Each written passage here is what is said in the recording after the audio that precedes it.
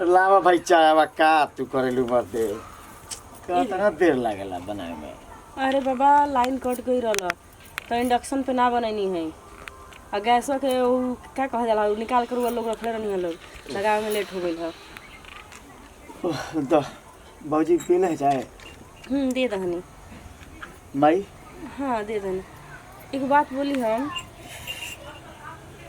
बोला। देखी रहो तो जानता है कि माई बाप की एगो हम दुलरुई बेटी हैं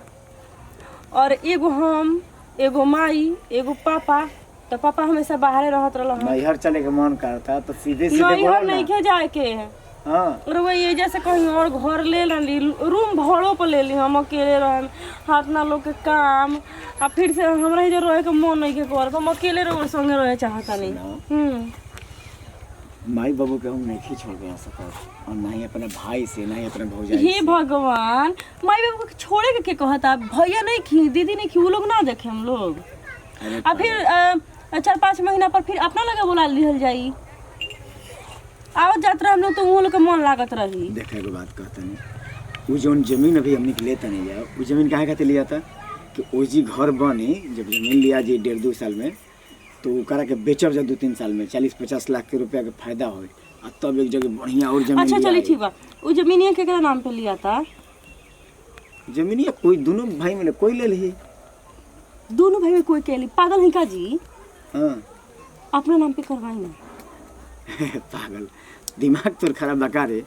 बड़का भैया संग हम गद्दारी कर सकत नहीं। लोग गद्दारी करे के कहता नहीं दुनिया गद्दारे कहे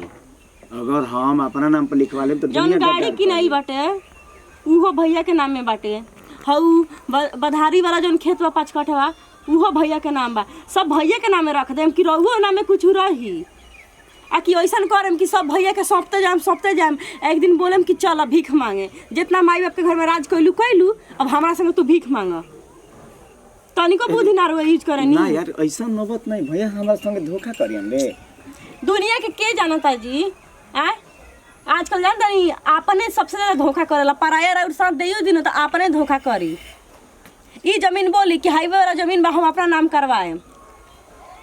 अना तो बाद में पछताएम बाद में मत कहेम कि हमार मेहरारू होते हुए भी हमरा के आगाह ना कइलस। बात तू कहीं कहीं ठीक लागता लेकिन हमार आत्मा नहीं मानत यार ई बात। ए जी रोगवा कैसन मानी गाड़ी भैया के नामे किनाइल कुछ ना बोलनी 5 कठवा बधारी वाला खेत जौनवा भैया के नाम पे रोगवा कुछ ना बोलनी आ और एगो ई जमीन के हम कहता रोगवा नाम है तो भैया ना करेम अगर वहाँ के मन में पाप होई नु तबे वो जमीन रोगवा नाम पे ना लिखवाएम कैसे रोगवा मन में पाप ना रहे राउर मन साफ दिल साफ तो गाड़ी उ बधारी वाला खेत वहाँ के नाम पे करवा दहनी रोगवा सोचे गई ना सोचे गई तो अगर वहाँ के मन में ना पाप होई तो वो ना सोचे जाए रोवा एकदम खुशी खुशी रोवा नाम पे लिखवा दे मुझे जमीन। ठीक कहता रहते एक बारी बात करता नहीं हम हाँ बात करी अभी बात करी हम तो का अब ओकरा खातिर रोवा पंडित के बोला के पत्र देखवाए चलते चल बात कर लेते जाई और हम जाता नहीं खाना बनावे कि हमहू चली तू चल साथ चली ठीक है चल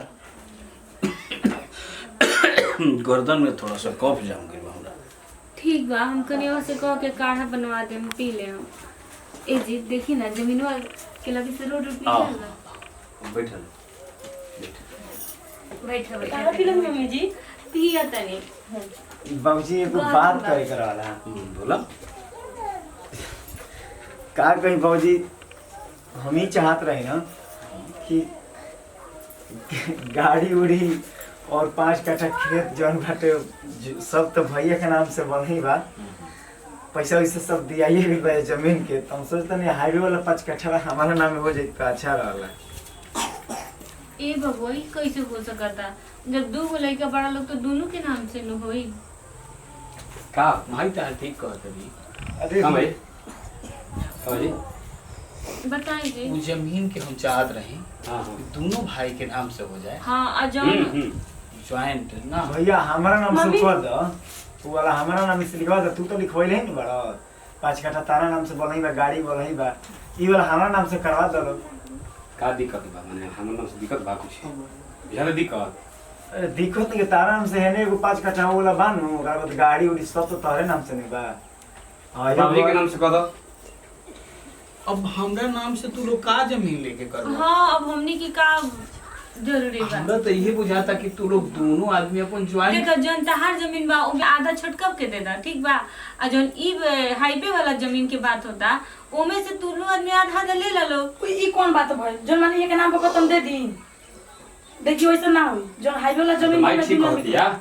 कौन सी माइक ठीक करते रही मतलब हाईवे वाला जौन जमीन मतलब दोनों आदमी के होई या पहिलका जौन नाम में केहू के ना होई तो वहां के पहले से नाम पबावे कि ना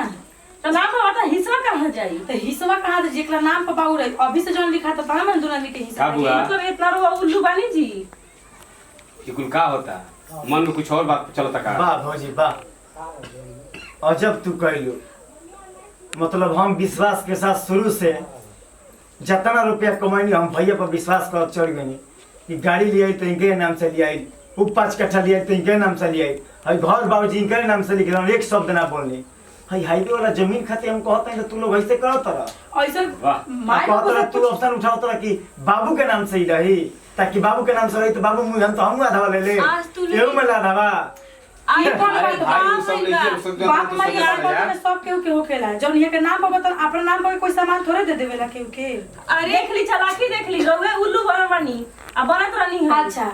एक मिनट माने यहाँ मैंने 1 करोड़ 1.5 करोड़ की जमीन अकेले लिख ला ये कहना बा अजी वो बोली ना कुछ आज काहे ये लोग जमीन जायदाद के अब आ बखत पे तुला रवा देखी हो गइलू हाथ वही बाबू फैसला कर अब तहरे फैसला में सब बा ठीक बा फैसला पे लोग मन लो तो ठीक आ नहीं तो हम हमरा जोन करे कोई करो का करब ये नु करो तो ही फैसला अब तेरी की जय हो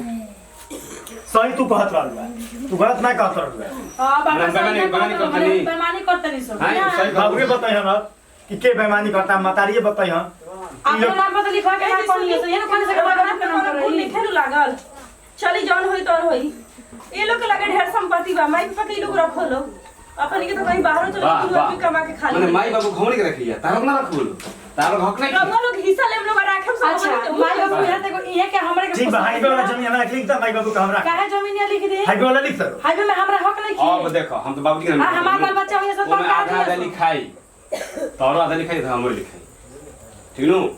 तब बाबूजी के सेवा कोई करी ना तू राखो बाबूजी माई बाबू के हाईवे वाला जमीन में आधा आधी बंटवारा होई लिखाई आधा जमीन तहरा आधा आधा हमारा केहू लोग कीमत बना लिखाई लिख लो ठीक बा हां बाबा ऐसे काम ना चली ठीक न हमने घर दुआर खेत सब रखले बोल अथी बने रखा दो ए हमने एगो हमने खेले पोसले बाटे लो बात की रखा करे लोग घर चली जा आ तू हम वाला मत लेके तूने सही मलार मरबा ए चली जैसा बाकी जौन होय त हम जमीन ये नोट के जमीन लिखवा तू का जाओ हो हाई कोर्ट में चली अच्छा तरह में तनी सो तू राख का जमीन तू लिखवा ठीक बा जा ना माई बाबू मनी के लगे सही चलो भागो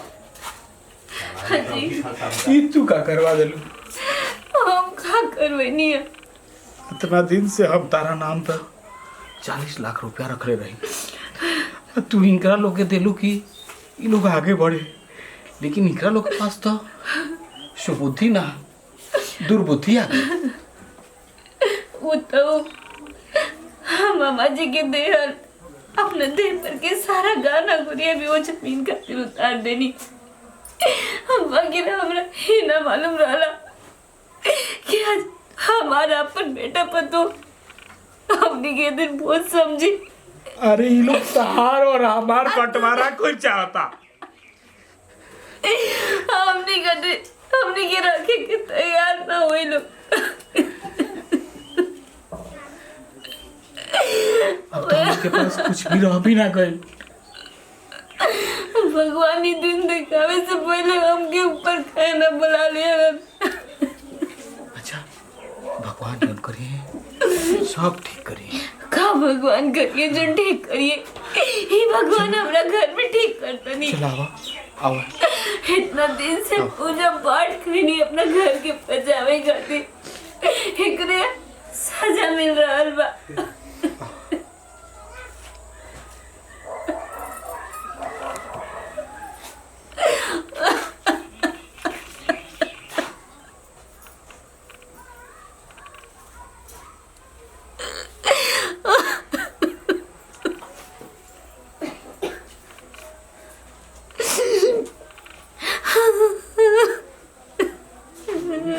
है